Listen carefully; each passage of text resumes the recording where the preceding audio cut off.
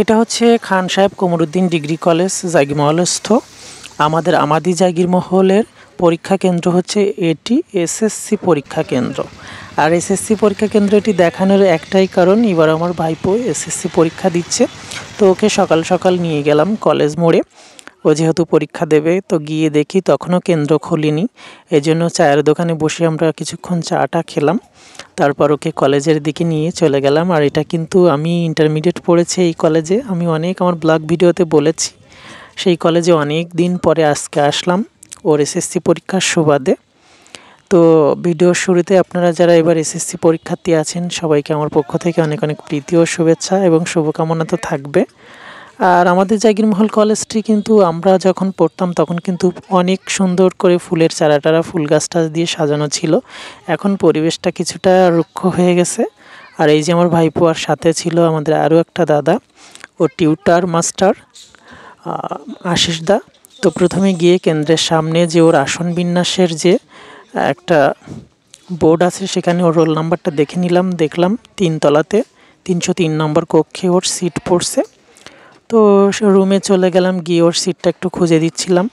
তো 3 তলাতে উঠছিলাম, যেহেতু এটা ছিল 4 তলা বিল্ডিং। 3য় তলাতে আমরা সিঁড়ি ভেঙে ভেঙে উঠছিলাম। আর অনেক পুরনো কথা মনে পড়ছিল, যেহেতু এই কলেজে দীর্ঘদিন আমি পড়াশুনো করেছি, ইন্টারমিডিয়েট দীর্ঘদিন বলতে 2 বছর। তারপর তো আমি অনার্স করেছি খুলনা বিএল কলেজ থেকে এবং মাস্টার্স করেছি সাতক্ষীরা গভর্নমেন্ট কলেজ থেকে। তো ওর সিটটা দেখে দিলাম। তখনও মোটামুটি স্টুডেন্টরা এসে পৌঁছায়নি। আর এখানে জাগিরমহল হাই স্কুলের যত স্টুডেন্ট আছে সবাই এই কেন্দ্রেই পরীক্ষা দিবে। তো ওকে সিটে বসিয়ে দিয়ে আমি আবার একটু বারান্দাতে পায়চারি করছিলাম, যেহেতু অনেক দিন পরে প্রিয় ক্যাম্পাস প্রিয় কলেজে এসেছি, অনেক কথা মনে পড়ছিল। আর ওর যে টিউটার মাস্টার আশিস দা, উনিও কিন্তু এই কলেজে পড়ছেন। তো ওনার সাথেও সেই সব কথা বলছিলাম। আমি একটু 3 তলা থেকে নিচের দৃশ্যগুলো দেখাচ্ছিলাম।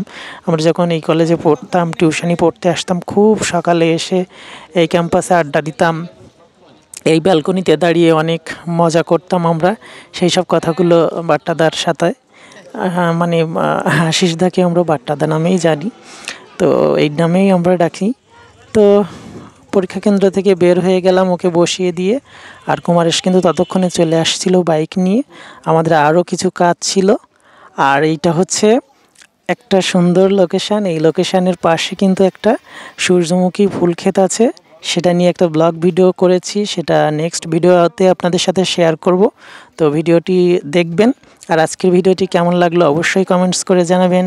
সবাইকে আজকের মতো টাটা, ভালো থাকবেন।